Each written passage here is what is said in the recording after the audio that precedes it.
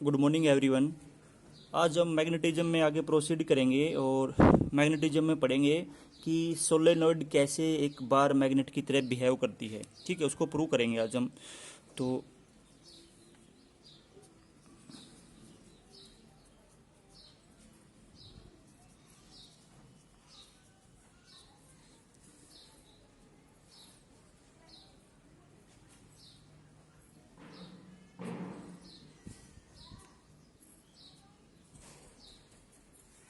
देखो, तो भाई मान लो अपने पास है ना एक सोलेनोइड है।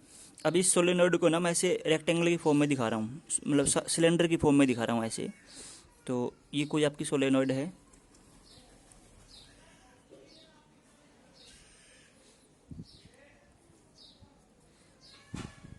इसमें लार्ज नंबर ऑफ टर्न्स हैं ऐसे, और जो टर्न्स हैं वो बिल्कुल एक दूसरे के क्लोज हैं ऐसे। इसमें लार्ज नंबर ऑफ टर्न्स हैं।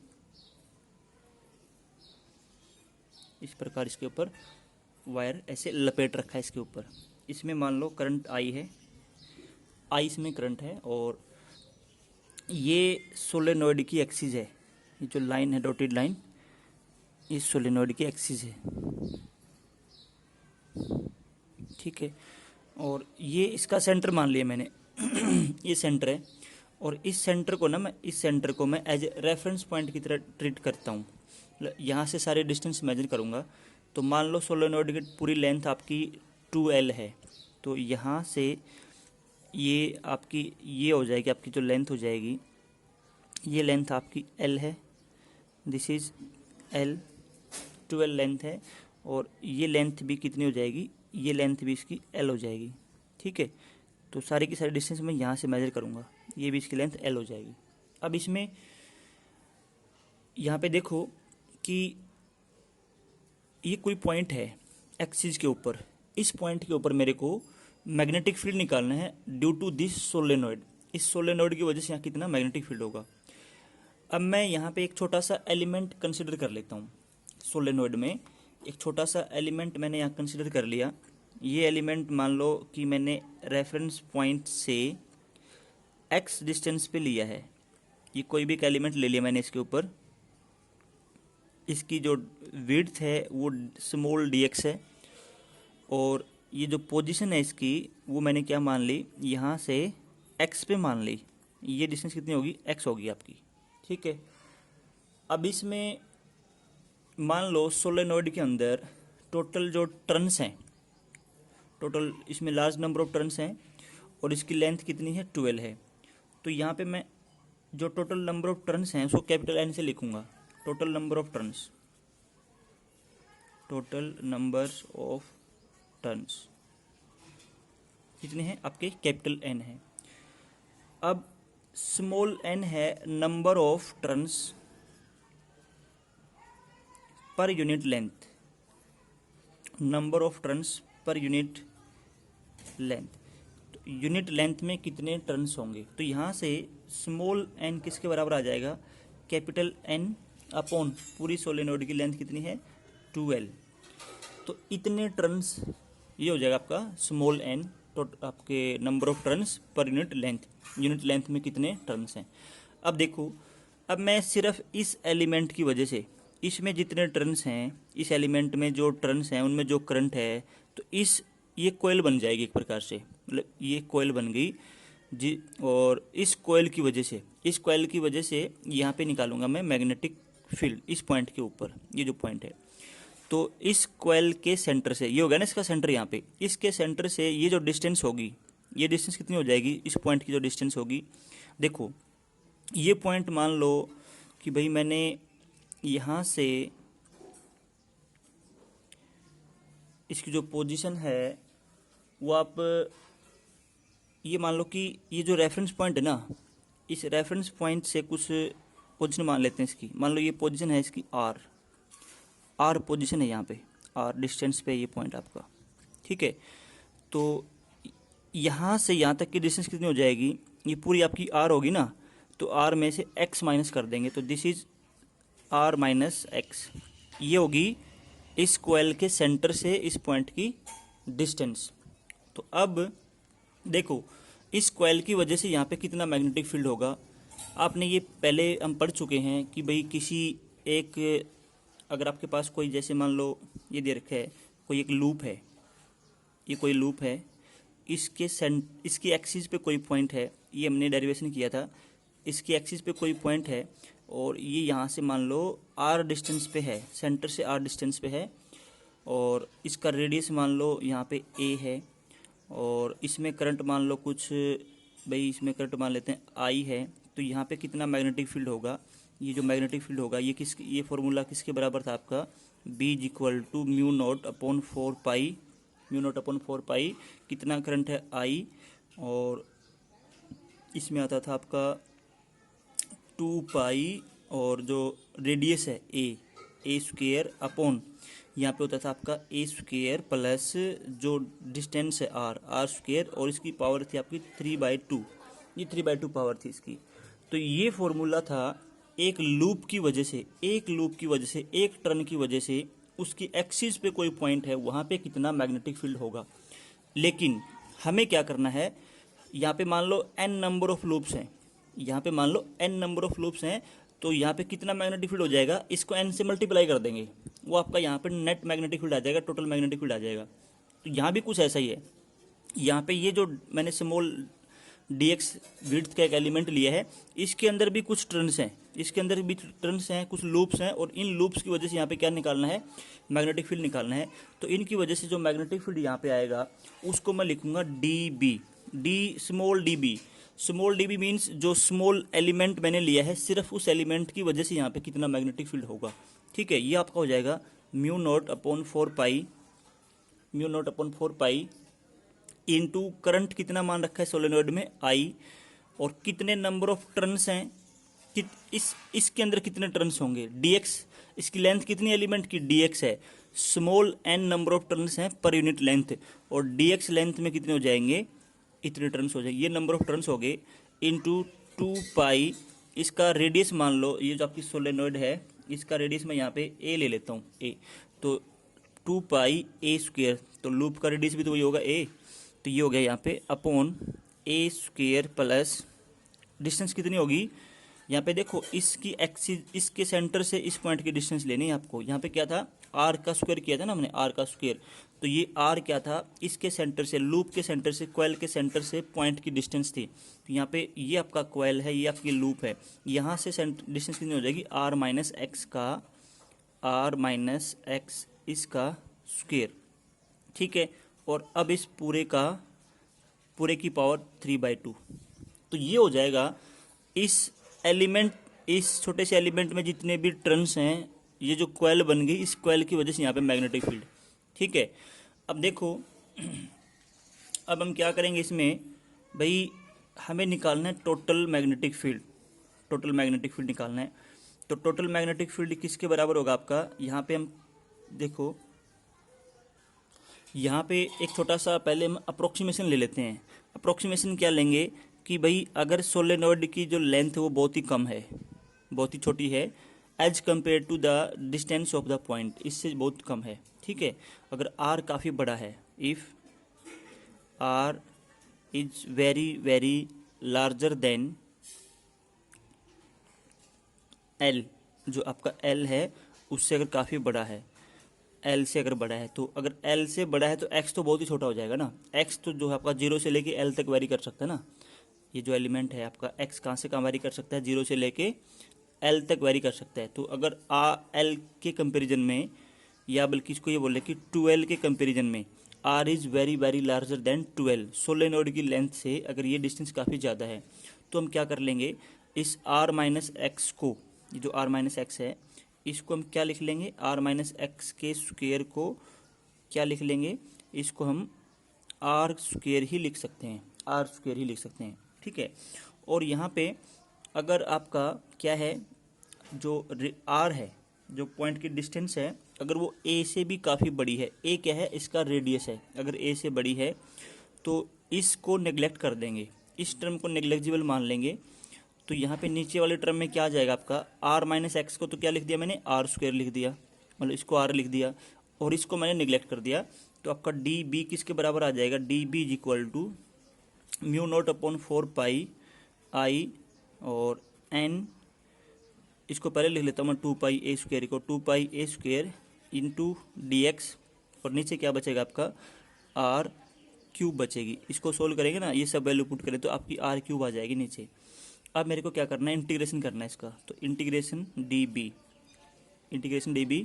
अब इसको इंटीग्रेट करूंगा ना, किसके साथ करूंगा, x के साथ इंटीग्रेट करूंगा इसको, तो ये सारे के सारे मेरे लिए कांस्टेंट हो जाएंगे। तो यहाँ पे आपका mu naught upon 4 pi I और ये आपका हो गया स्मॉल n 2 पाई a² अपॉन r³, और यहाँ आपका हो गया dx, इसका इंटीग्रेशन करना आपको।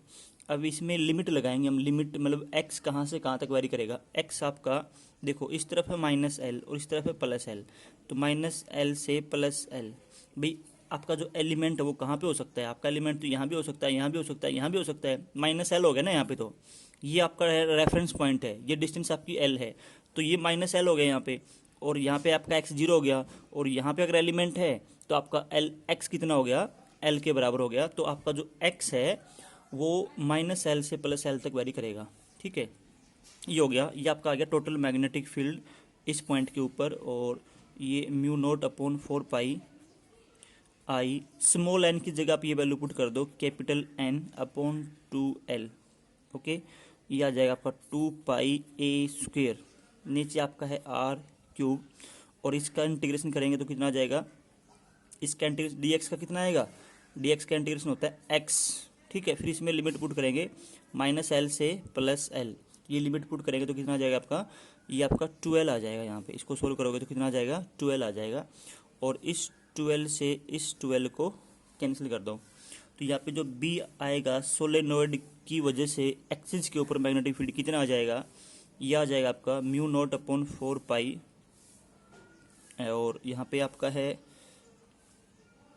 ये आपका आ जाएगा n इंटू आई इंटू पाई, ये 2 आगे लिख लेता हूँ मैं, ये 2 आगे लिख लिया मैंने, 2 पहले लिख लिया, n फिर i फिर a² पाई a², और नीचे मैंने इसको लिख दिया r³, ये लिख दिया मैंने, ठीक है।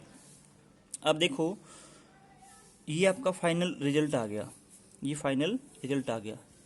अगर मैं इस सोलेनोइड को बार मैग्नेट की तरह ट्रीट करूं, ये तो प्रूव करना था हमें कि क्या सोलेनोइड को बार मैग्नेट की तरह ट्रीट कर सकते हैं या नहीं कर सकते। भाई सोलेनोइड का जो बिहेवियर है वो बार मैग्नेट जैसा है या नहीं है, तो इसको अगर मैं क्या मान लूँ, बार मैग्नेट मान लूँ, ठीक है। और ये कोई पॉइंट बार मैग्नेट की एक्सिस के ऊपर कोई पॉइंट है, ठीक है। तो यहाँ पे इस पॉइंट के ऊपर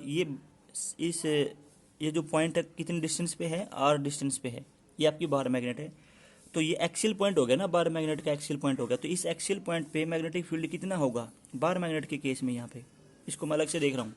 तो यहाँ पे आपका मैग्नेटिक फील्ड का फॉर्मूला क्या था, mu naught upon 4 pi into 2, और यहाँ पे था आपका कैपिटल M क्या था, मैग्नेटिक मोमेंट, और ये था आपका r³। तो ये था आपका मैग्नेटिक फील्ड का फॉर्मूला एक्सियल पॉइंट पे बार मैग्नेट की वजह से, ठीक है। अगर इन दोनों को मैं कंपेयर करूं तो दोनों बिल्कुल एक जैसे लग रहे हैं मेरे को। जैसे यहाँ पे ये म्यू नॉट अपन 4 पाई है, ये तो कांस्टेंट है, यहाँ पे 2 है, यहाँ पे 2 है, यहाँ पे r³, यहाँ पे r³ है। तो ये जो टर्म है आपकी, ये किसके बराबर हो जाएगी, आपकी m के बराबर है, ये m। तो m यहाँ पे इसको मैं m पुट कर दूंगा, इसको ni और पाई a², इसको मैंने क्या पुट कर दिया, m पुट कर दिया, ठीक है। तो अब ये इसको अगर मैं m पुट कर दूंगा तो मेरा मैग्नेटिक फील्ड किसके बराबर हो जाएगा, म्यू नॉट अपॉन 4 पाई, ये 2 अलग से है, 2 एज इट इज है, और इसको मैंने m पुट कर दिया, इसको m पुट कर दिया, तो कैपिटल M अपॉन r³। तो ये रिलेशन बिल्कुल इस जैसा बन जाता है। अगर इसको मैं m मान लूँ, अगर मैं इसको m पुट कर दूं, तो ये जो रिलेशन है, ये जो फॉर्मूला आपका है सोलेनोइड की वजह से एक्सिस के ऊपर मैग्नेटिक फील्ड का, और जो बार मैग्नेट की वजह से बार मैग्नेट की एक्सिस पे जो पॉइंट है वहाँ पे मैग्नेटिक फील्ड का, तो ये दोनों बिल्कुल एक जैसे फॉर्मूले हैं। मतलब दोनों का मैग्नेटिक फील्ड का जो बिहेवियर है, जो बार मैग्नेट का है और जो सोलेनोइड का है, दोनों का बिहेवियर बिल्कुल एक जैसा है, ठीक है। तो ये यहाँ से प्रूव हो जाता है कि आपकी जो सोलेनोइड है उसका बिहेवियर कैसा है, बार मैग्नेट जैसा है। लेकिन हमेशा नहीं होता। कब होगा, जब हम ये अजम्पशंस ले लेंगे। जब ये अजम्पशंस ले लेंगे ना, तब हम कह सकते हैं कि कोई भी सोलेनॉइड एक बार मैग्नेट की तरह बिहेव करती है। ये अजम्पशंस क्या हैं कि जो सोलेनॉइड का जो रेडियस है वो उसके जो डिस्टेंस है जहाँ पे आप पॉइंट देख रहे हो उससे काफ़ी छोटा होना चाहिए। सोलेनॉइड का रेडियस क्या होना चाहिए, काफ़ी छोटा। सोलेनॉइड की जो लेंथ है वो भी काफ़ी छोटी होनी चाहिए। किससे, ये जो पॉइंट है एक्सिस पे इसकी डिस्टेंस से, ये भी आपको छोटी होनी चाहिए। तो हम ये जो सोलेनॉइड है ये कैसे बिहेव करेगी, बार मैग्नेट की तरह बिहेव करेगी। ठीक है, अब देखो यहाँ पे ये जो एन आई पाई ए स्क्वेयर है, एन क्या था, टोटल नंबर ऑफ टर्न्स, आई क्या था, करंट, और पाई ए स्क्वेयर क्या हो जाएगा, देखो इसके एक टर्न का एरिया, इसका जो एक टर्न होगा, देखो भाई मान लो कि ये कोई लूप है, एक टर्न ले लेता हूँ मैं, ये लूप है कोई, ठीक है, ये लूप है, इसका जो रेडियस है ना वो मान लो ए है, ये इसकी एक्सिस है, इसकी एक्सिस है। तो इसमें करंट है आई, इसमें करंट मान लेता हूँ मैं कितना है, इस लूप में करंट आई है। इसका एरिया कितना हो जाएगा, एरिया हो जाएगा इसका पाई ए स्क्वेयर। करंट इसमें कितना है, आई है। तो ये जो डाइपोल मोमेंट की जगह, जो मैंने डाइपोल मोमेंट रखा है वो किसकी जगह रखा है, एन आई पाई ए स्क्वेयर। ये डाइपोल मोमेंट किसका है, एन टर्न्स का है, एन नंबर ऑफ लूप्स का है। तो ये डाइपोल मोमेंट किसका हो जाएगा, ये डाइपोल मोमेंट हो जाएगा एक लूप का। यहाँ पे n इंटू आई इंटू पाई ए स्क्वेयर है, ये डाइपोल मोमेंट किसका है पूरा, ये तो किसका हो गया, ये तो आपका हो गया n नंबर ऑफ लूप्स का। तो एक लूप का डाइपोल मोमेंट कितना हो जाएगा, आई इंटू पाई ए स्क्वेयर। एक लूप का हो गया डाइपोल मोमेंट की उस लूप में कितना करंट है, कितना उसमें करंट है लूप में, इंटू उसका एरिया। करंट किसी लूप की वजह से जो डाइपोल मोमेंट होता है, देखो यहाँ से हमें ये पता लग गया कि कोई करंट कैरिंग लूप है ना, वो करंट कैरिंग लूप भी डाइपोल की तरह काम करता है, वो भी एक मैग्नेटिक डाइपोल ही होता है। तो करंट कैरिंग लूप क्या होता है, एक मैग्नेटिक डाइपोल होता है, और उसका डाइपोल मोमेंट कितना होगा करंट कैरिंग लूप का, वो आपका होगा उस लूप में कितना करंट है और इनटू उस लूप का एरिया। ठीक है, अब देखो यहाँ पे जो डाइपोल मोमेंट है वो तो क्या है, वेक्टर क्वांटिटी है। तो डायरेक्शन क्या लेंगे यहाँ पे, जो डायरेक्शन एरिया की है वही डायरेक्शन किसकी है, डाइपोल मोमेंट की है। अब एरिया की डायरेक्शन कैसे निकालेंगे, देखो एरिया की डायरेक्शन निकालने का तरीका यहाँ पे क्या है कि जैसे यहाँ पे ये लूप दे रखा है ना, तो इस लूप में ऐसे करंट फ्लो कर रहा है, ऐसे अपने फिंगर को कर्ल कर लो along the direction of current. Finger को अपने राइट हैंड की फिंगर्स को कर्ल करो, अपने राइट हैंड की फिंगर्स को फोल्ड करो, किस बेंड करो, किसके अलोंग, करंट के अलोंग लूप में। तो अंगूठा आपको बताएगा उसके एरिया की डायरेक्शन। जो लूप है उस लूप ने जो एरिया बाउंड किया हुआ है उस एरिया की डायरेक्शन कौन बताएगा, जो अंगूठा आपका राइट हैंड का थंब है वो बताएगा, वो इंडिकेट करेगा। कैसे कैसे करना है देखो, एक बार फिर से बताता हूँ मैं आपको। जो लूप में जो करंट है ना, उस करंट के अलोंग अपने फिंगर को ऐसे कर्ल कर लो, ऐसे उनको बेंड कर लो। तो जो राइट हैंड का जो थंब है, this will be pointed towards the direction of area. ये हमें एरिया की डायरेक्शन बताएगा। तो भाई डाइपोल मोमेंट किसी लूप की वजह से हो गया क्लियर। किसी लूप की वजह से डाइपोल मोमेंट क्या होगा, लूप का करंट कितना है उस लूप में इनटू लूप का एरिया। और डायरेक्शन कैसे निकाल लेंगे, डायरेक्शन जैसे यहाँ पे डायरेक्शन क्या हो गई थी आपकी, ऊपर की तरफ हो गई थी। तो ये हो गई थी यहाँ पे डायरेक्शन ऊपर की तरफ, किसकी, डाइपोल मोमेंट की, ऊपर की तरफ। ठीक है, मतलब ऐसे निकाल लेंगे राइट हैंड रूल लगा के। ओके, तो ये था आपका solenoid as a bar magnet और dipole moment due to a current carrying loop, ये आपको याद रखना है। ठीक है, एक छोटी सी चीज़ और डिस्कस कर लेते हैं यहाँ पे। देखो भाई, ये जो आपका लूप है इसका भी अपना डाइपोल मोमेंट है, और एक बार मैग्नेट का भी अपना डाइपोल मोमेंट होता है। बार का क्या होता है, डाइपोल मोमेंट होता है। तो जब किसी बार मैग्नेट को एक्सटर्नल मैग्नेटिक फील्ड में रखते हैं, जब किसी बार मैग्नेट को कहाँ रखते हैं, एक्सटर्नल मैग्नेटिक फील्ड में रखते हैं, तो हमने कल देखा था कि उसके ऊपर क्या लगेगा, टॉर्क लगेगा। बार मैग्नेट को कहाँ रखेंगे, एक्सटर्नल मैग्नेटिक फील्ड में, तो उस पर क्या लगेगा, टॉर्क लगेगा, और वो बार मैग्नेट आपकी रोटेट हो जाएगी, आपकी रोटेट करने लग जाएगी। ठीक है, ऐसे ही इसको जब किसी लूप को, जब किसी करंट कैरिंग लूप को मैग्नेटिक फील्ड में रखेंगे तो उस पे भी टॉर्क लगता है, उस पे भी क्या लगता है, टॉर्क लगता है। और कितना टॉर्क लगेगा, यहाँ पे जो बार मैग्नेट पे जो टॉर्क लगा था, टॉर्क किसके बराबर था, बार मैग्नेट का moment into external magnetic field into sine theta. Theta किसके बीच का एंगल था, मैग्नेटिक मोमेंट के और मैग्नेटिक फील्ड के बीच का एंगल था। ऐसे ही जब किसी लूप को, जब किसी करंट कैरिंग लूप को या किसी करंट कैरिंग कॉइल को रखेंगे मैग्नेटिक फील्ड में, तो उस पे भी क्या लगेगा, टॉर्क लगेगा। और कितना टॉर्क लगेगा, उस पे भी वही टॉर्क लगेगा। Torque is equal to magnetic moment कितना है उसका और कितना मैग्नेटिक फील्ड है इनटू साइन थीटा, इतना टॉर्क उस पे भी लगेगा। तो आपको यहाँ पे ये याद रखना है कि जब किसी करंट कैरिंग कॉइल को या किसी करंट कैरिंग लूप को एक्सटर्नल मैग्नेटिक फील्ड में रखेंगे तो उस पे टॉर्क लगेगा। ठीक है, अब देखो यहाँ पे इसकी जो एप्लीकेशन है, इसी कॉन्सेप्ट की जो एप्लीकेशन है वो हम नेक्स्ट वीडियो क्लिप में डिस्कस करेंगे।